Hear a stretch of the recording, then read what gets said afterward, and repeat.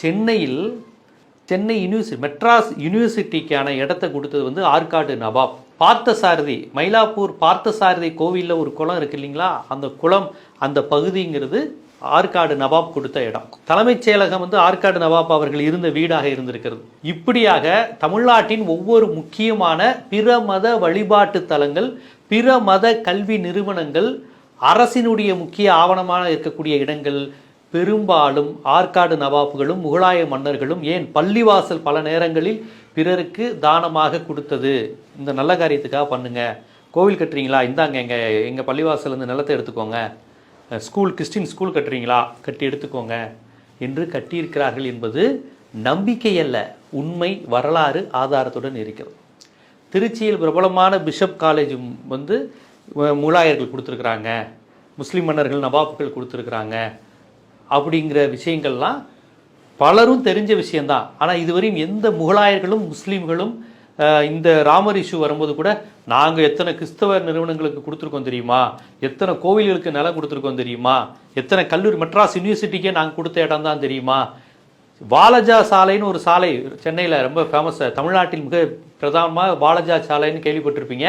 அந்த வாலஜா சாலைங்கிறதே அவர்கள் கொடுத்த அந்த இடம்ங்கிறதே அவர்கள் கொடுத்த இடம், அந்த பேர் வாலஜான்னு வச்சுருக்காங்க.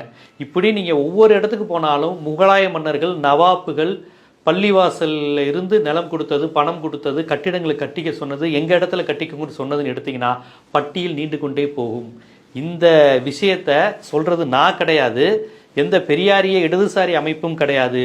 சொல்லியிருப்பவர் யார் என்றால் டிடி என்று விஜய் டிவியினுடைய தொகுப்பாளினியாக இருப்பவர், எல்லாருக்கும் தெரியும் டிடியை. அந்த டிடி தான் இந்த உண்மையை வந்து சொல்லியிருக்கிறாங்க, பட்டியலிட்டு இருக்கிறாங்க. இப்போ நான் சொன்ன எல்லா பட்டியலுமே டிடி சொன்ன பட்டியல் தான். அவர்கள்தான் கோடீஸ்வரன் நிகழ்ச்சியில், விஜய் டிவியில் கோடீஸ்வரன் ஒரு நிகழ்ச்சி நடந்தப்ப நடிகர் அரவிந்த் சாமி அந்த நிகழ்ச்சியினுடைய தொகுப்பாளராக இருந்தார். நீயா நானா புகழ் கோபிநாத் அவர்களும் திவ்யதர்ஷினி இந்த டிடி அவர்களும் எதிர்த்தரப்பில் உட்காந்து இவர் சில கேள்விகளை கேட்கிறார். யாருக்கு இந்த பட்டப்பேர் வந்தது முஸ்லீம் மன்னர்லங்கிறப்ப ஆற்காடு நவாப் அப்படின்னு சொல்கிறாங்க.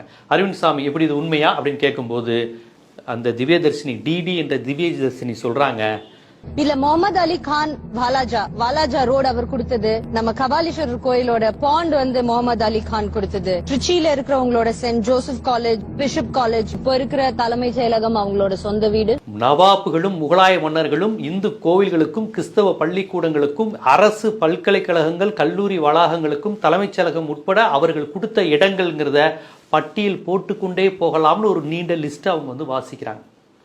அவங்க வாசித்த பட்டியல் குறைவு தான், ஆனால் கொடுத்தது வந்து ரொம்ப அதிகம். இதை சொல்வது யார், அதான் திருப்பி சொல்கிறேன். அது நீயான கோபிநாத் சார் இருக்கிறாங்க, அரவிந்த் சாமி அவர் ஹோஸ்ட் பண்ணிக்கிட்டு இருக்காரு, டிடி வந்து சொல்கிறாங்க, நான் இது குறித்து நான் ஒரு ஆய்வு செய்திருக்கிறேன், டாக்டரேட் ஆய்வு செய்திருக்கிறேன்.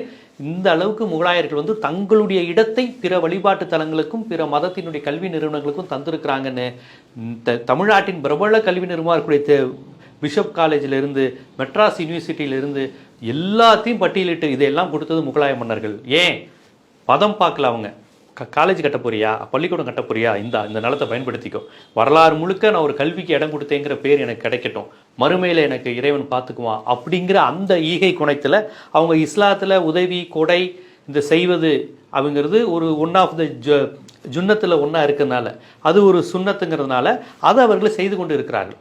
பணம் இருப்பதை கொடுக்கணும், கல்விக்காக கொடுக்கணும், அடுத்த ஒரு பசிதீர கொடுக்கணும், அடுத்த மத நம்பிக்கை உள்ளவர்களுக்கு நம்ம கொடுக்கணும், இப்படிங்கிற அந்த அடிப்படையில் அவர்கள் கொடுத்துருக்குறாங்க.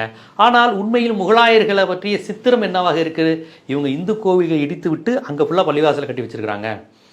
இவர்கள் இடித்தது ஃபுல்லாக இந்து கோவில் தான், பள்ளிவாசல் இருக்கிற இடத்துக்கு கீழே கிருஷ்ணர் ஆலயமும் ராமர் ஆலயமும் இருக்குது, இவங்க திட்டமிட்டு இடித்து விட்டார்கள் அப்படின்னு நம்பிக்கையின் அடிப்படையில் அவங்க சொல்லிக்கிட்டு இருக்கிறாங்க. ஆனால் உண்மையின் அடிப்படையில், தரவுகளின் அடிப்படையில், தொல்லியல் ஆய்வுகள் அடிப்படையில் எந்த ராமர் கோயில், கிருஷ்ணர் கோயில், இந்து கோவிலை இடித்து விட்டும் இன்று பிரபலமாக இருக்கக்கூடிய எந்த பள்ளிவாசலும் வசதியும் கட்டப்படவில்லை.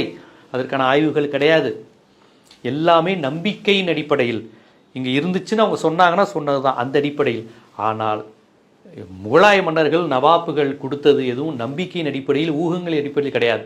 மயிலாப்பூர் பார்த்தசாரதி தெப்பக்குளம் இஸ்லாமியர்கள் நவாப் கொடுத்தது அப்படிங்கிறதுக்கு சாட்சியாக இன்றும் அந்த தெப்பக்குளத்தில் ஒரு நிகழ்ச்சி நடக்கும்போது முதல் மரியாதையாக நவாப் வம்சாவளி பாரம்பரியத்திலிருந்து மரியாதை செய்யப்படுகிறது என்று யார் சொல்கிறா, டிடி திவ்யதர்ஷினி சொல்கிறாங்க. டிடி அந்த இது மயிலாப்பூர் கபாலீஸ்வர் கோயிலோட தெப்பக்குளம் அவங்களோட இடம் கேட்டாங்க, கொடுத்துட்டாங்க. அதனாலதான் இப்போ வரைக்கும் அங்க வந்து அந்த தெப்பக்குளத்துக்கு ஒரு ஃபங்க்ஷன் நடக்கும்போது ஹிந்து டெம்பிள்ல அவங்க வந்து இருந்து அவங்க முதல் மரியாதை எடுத்ததுக்கு அப்புறம் தான் it happens in our city. DD ஒன்றும் பெரியாரிஸ்ட் கிடையாது. டிடி ஒன்றும் பெரியாரிய, அம்பேத்கரிய, மார்க்சிய, இடதுசாரிய சிந்தனையாளராக ஒருபோதும் தன்னை வெளிப்படுத்தி கொண்டவர் கிடையாது.